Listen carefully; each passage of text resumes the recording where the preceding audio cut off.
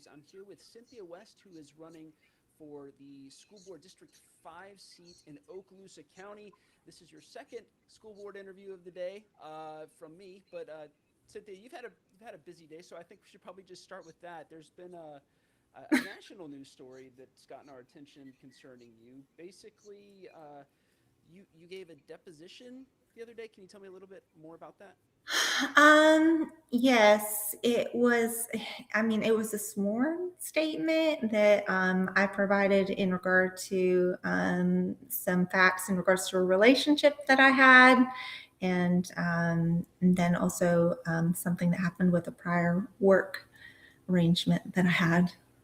And so after watching it last night, it seems that it revolves around Congressman Thomas Massie, a relationship that you guys had been in the past.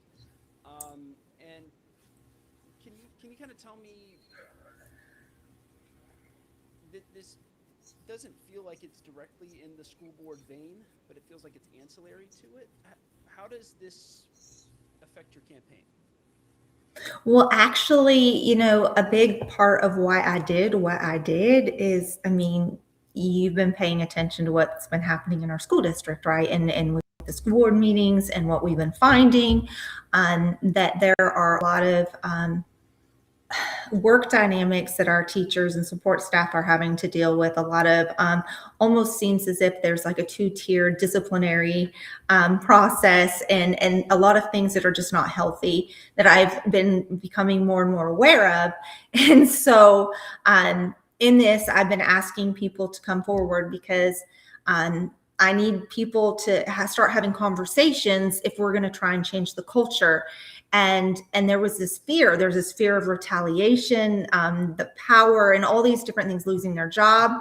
And it was hitting me in a very personal way because I had been living something very different, but very similar at the same time. And so I'm like, how can I be basically asking these people to help me change this, to come forward, to have this courage when I'm sitting on this, when I'm talking about needing transparency, and I have literally coming to the end of this period of time where I either have to choose, because I was trying to do the settlement without an NDA. I really did not want an NDA, and that was not anything that was possible. And it didn't sit right with me at all. And so after you come to your agreement, it goes to the House for approval. And so I was going to have to sign this thing. And how can I sign this thing when at the same time, with the same breath, I'm asking people to come forward to help me fix what's happening in our district? So I have to set an example and, walk the walk before I can ask those things. So a little more background on this, and then I really want to move into all the school district stuff because I got a lot of questions I want to ask. Okay. This school district, or not the school district, excuse me, you alleged that there was a $5,000 attempted payment from Congressman Massie to yourself as kind of like, I guess, for lack of a better term, like hush money. And then you said that there's a $60,000 that's on the table. If you were to sign it, you'd have to sign an NDA. What basis can you provide? Do you have like documents or other things like that you can show us? I do. And I actually just got the email. I should tell people I came back from the dentist. So this side of my face is numb. I did not know how to stroke people. No, I just got an email from my house legal team, right? Because they provide you with free representation. And in that, I'm going to talk to them tomorrow because there's a breach of settlement agreement, obviously, because I'm walking away from the $60,000. And so in that, I will talk to them about, because I do have documentation, like, okay, now that I've breached the settlement agreement, I had a lawyer review that interview, right, to make sure there wasn't any defamation, to make sure I'm not, doing anything that's going to get me hurt in the long run, because I want to do the right thing, but I don't want to do it at a significant cost. So if that's something that I can make available, I do have it, and that's something that will be happening in the future. Okay, awesome. So moving on to school board business. Okay. First thing I want to ask you about is something that's coming down the pipe from the state legislature right now, or not the state legislature, the governor's office. The Florida Education Association, the statewide teacher union, has sued the government. Basically, they say that the school voucher program that we have here in Florida is Unconstitutional. to see an end to it. As a school board candidate, what's your position on that? Should school vouchers be made available for private schools and be used in that way? Or should it Let all me be state money? let me be very, very clear on this. The money follows the student. So when you hear people say that they are taking money from the district, I don't agree with that, and that is not the view of our legislators and as well as the governor's office. And so in that, yes, we have some significant issues with the voucher system. So you had SB 318, which was Don Gates's bill. That was a really hefty bill. There was things that were really good in there because there was provisions where people were abusing the voucher system, right? And so if we're going to do it, we have to do it right. And the Florida Department of Education, they said that they're streamlining. It's one of those things we'll see, when it's said and done, if their fixes actually worked. But one of the main issues with SB 318, at least from the House side, was the fact that it would have put the funding for the vouchers on the chopping block. It would have had to have been appropriated like in the budget every year. And so let's say you got somebody who wasn't for educational choice, then they could have axed the funding for it. And so the House was never going to see it. So that's why you didn't have support in the House. And so, yes, there was issues with the voucher system, but I disagree with the union. And that may be why I didn't get a union endorsement. I mean, also be that I don't want to raise property taxes, but I want to be competitive, and I think that there's a way to do it appropriately. I think the fear of school choice and trying to hold on to the old model is what's going to ultimately harm public education. So I think you need board members who understand what our legislators are trying to do and how to incorporate traditional public education into that kind of a setting. So the superintendent noted that it takes, I think, some order of tens of millions. I wanted to say 40 million, but I can't remember the exact number. He said 40 and 45 million from the district. So he said that $45 million is essentially moving out of the district due to some various combination of school choice measures. Yeah. That's a lot of money. So what's the plan to replace that revenue as students move to other options? Okay, so I can tell you some of the tools that our legislators have given us that we're not using, because there's a plan that is kind of, there's what's happening and there's what we could be doing. Okay. So let me shift our paradigm and let's start talking about the tools that our legislators are giving us. The Florida legislators have given us tools where charter schools, which can include schools of hope, they can co-locate in empty facilities. So I personally, if we have empty space in a school building, instead of having those charter schools take up space in a different building, I want to bring them into the schools so they can co-locate with us. The reason I want to do that is because then we get our capital outlay funds for those students. So we get funding to keep our buildings up. We're not closing schools. And if we offer programs that are enticing for those charter students to use, we can create a hybrid system where maybe we can recoup more and more funds that we would have otherwise have lost, right? Now, are we going to have to, lose some schools possibly in the long run because we have homeschools and we have private schools? Yes, that's a possibility, but I would like to keep as much of the taxpayer investment as possible. And that means that we're going to have to fill those seats. And the other thing too, the other reason, and we can see this with Mary Esther, they talk about the attrition in South County. So are you still there? I'm still here. Okay, so we have the attrition in South County, and part of that is, we have birth rates that are lower, but we have an aging population where we have people who are staying in their homes longer. I've been door knocking in Mary Esther. And so, the reality of it is if you have, an older population in a neighborhood in 10, 15 years, as those people start passing away or going to assisted living, whatever it may be, those then become the starter homes. And what have we done if we have demolished our public schools? Then the only option is a charter school or private school or something that's located outside of where we would have had our public school. And I don't want to see that, because I think that the public school buildings, not only is it a taxpayer investment, but it's a really important part of our communities. Okay. And so I guess the last question I would want to ask on this particular piece is, there are plenty of kids who probably their parents can't afford a private school, right? And so having everybody in the public school kind of does an economies of scale thing, and it makes the schools, in this theory, better than they would be without everybody in the schools. So by that measure, would you say that this hurts all students overall, the voucher program, or would you say that there's another way that it's actually helping students? It helps students if we step up our game, if we provide quality education. And if we're not here to provide quality education, what are we doing in this space? I'm not afraid of competing. I'm not. And in fact, I was talking to, some different leaders in some of the private schools that we have in the community talking about collaboration.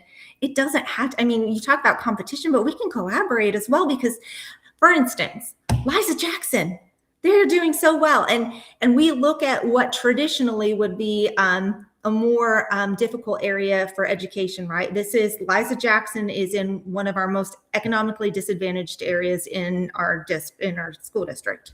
And yet they are flourishing. What are they doing so well? And I want to look at all these different models. I've been looking at St. Lucie County, looking at how they keep improving their grades. And yet at the same time, they're dealing with funding constraints. What is working so that we can kind of reflect on those models? That's what I want to do. So with Liza Jackson, right, I believe they have like a selection process, right? Like, can they reject people as a charter school? Yeah, and that's the thing, right? You have different charter schools that have different requirements. And then also too, at that same point, and this is one of those things that I've been really wrestling with because I don't have all the answers for things, but behavior issues, right? If you're in a charter school or a private school, there's an expectation that your behavior is going to, be within a certain parameter, or you don't have the privilege to go there anymore. And I think that, that accountability and that structure is something that we've kind of lost track of. Boundaries and consequences are important, and we need parental participation as well. And so those are all factors. And so, I mean, I know that it's not fair to compare it like it's apples to apples, but I do want to see, what is it that they are doing that's working? Moving on to another kind of set of questions. You've been in all three of the district races so far this year. Yeah. That's not something I've ever seen before. Yeah. So can you kind of explain to the voters, I mean, I've heard plenty of people say, like, this is somebody that just wants to get elected. How is this not that? How do you explain to people your decision to move from one race to the next race to the third race? Well, I mean, when I started, right, then we'll just go through them, right? I started in District 3.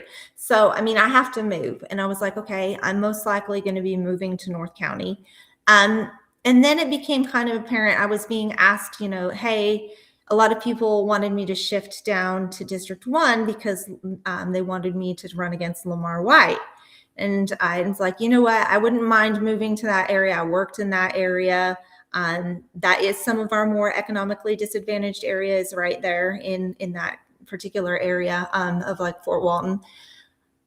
And so, but ultimately what happened was Lamar White, he had told me he was going to run and then he wasn't going to run. And so then you've got, because I do want to do what's right by the district. And so then you had Jerry who's running, and you had JD running, and I didn't want to split the vote with who I thought could do best by our district. I mean, that ultimately is where my heart is. And I go to church in Niceville. My son goes to school in Niceville. And then with all those records requests that I was talking to you about, with all the things that I'm finding, it is very important to me to preserve public education. And in that, I feel that we do need to, vote out the status quo. And I feel that each incumbent and in these school board races needed to be challenged. And so I made that shift because I can't.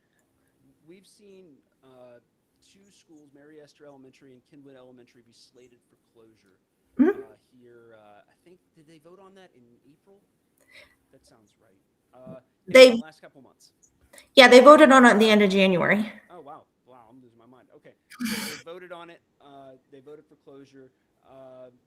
The superintendent recommended this. Would you have supported that measure? Would you have voted in favor of closing those schools? Well, and I spoke up on this, and I was really actually disheartened. I spent more time looking at Mary Esther, but I'm learning more stuff about Longwood. There were solutions that were given, but when you do those records requests, you find that they had made their mind up in regards to closing Mary Esther prior to the vote, right? You had people giving them solutions and options. You had what I was telling you about co-locating facilities. They could have done a VPK. I don't feel that they gave it a true chance to try and see if we could keep those schools open. And then also too, there's this frustration there because I feel like we become reactive as a district instead of proactive. So when you start looking at, the $8.5 million that was just spent on those two schools, just, a couple of years before, just to turn around to offload those, that's frustrating to me. And that's irresponsible to our taxpayers. So yeah, I definitely would have done things very, very different. So if you would have done it differently, for lack of a better term, how do you justify keeping these schools open when, like you said, that we're having fewer and fewer students in the South End and a lot of our younger population is moving north?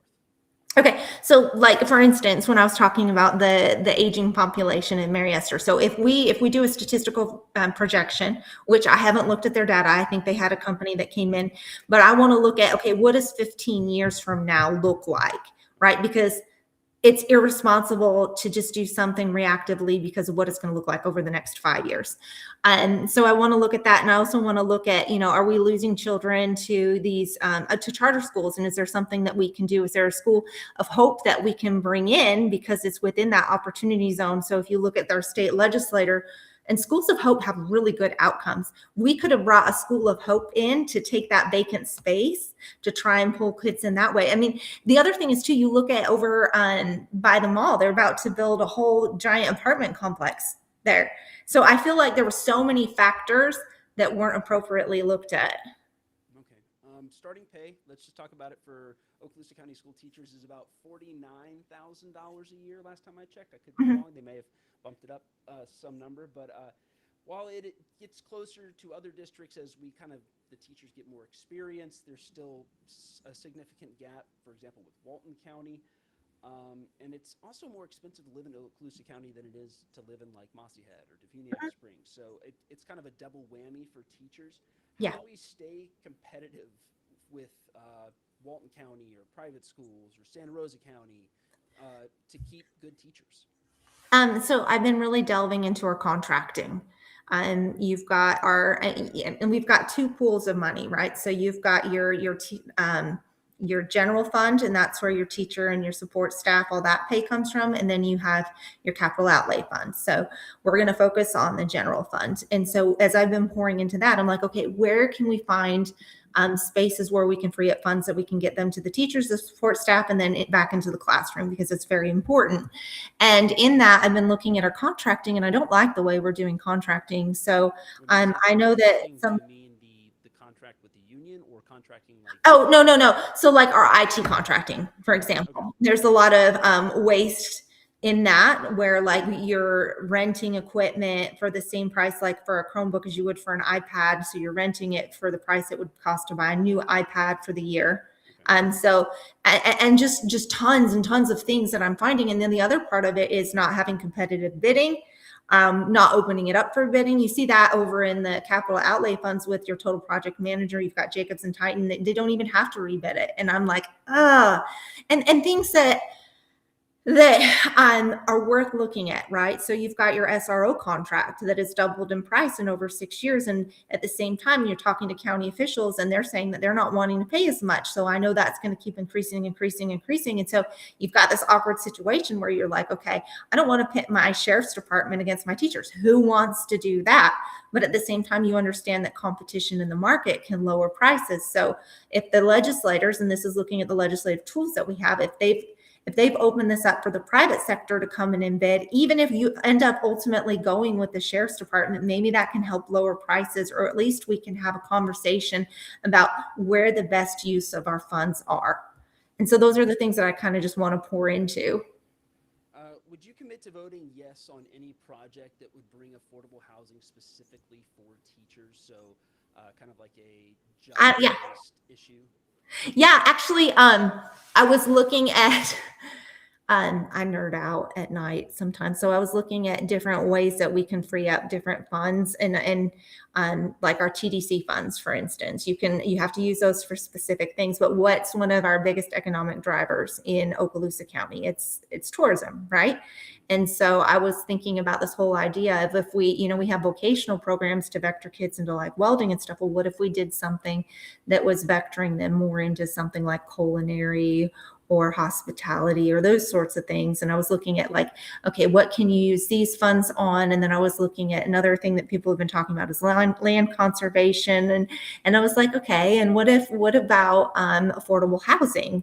And that's something that is extremely important, I feel, because we, is it gentrification? I'm trying to remember the word. It's a cool word that my son taught me, where essentially it's becoming unaffordable in Okaloosa County. So you have people who are, shifting more and more North County towards Alabama.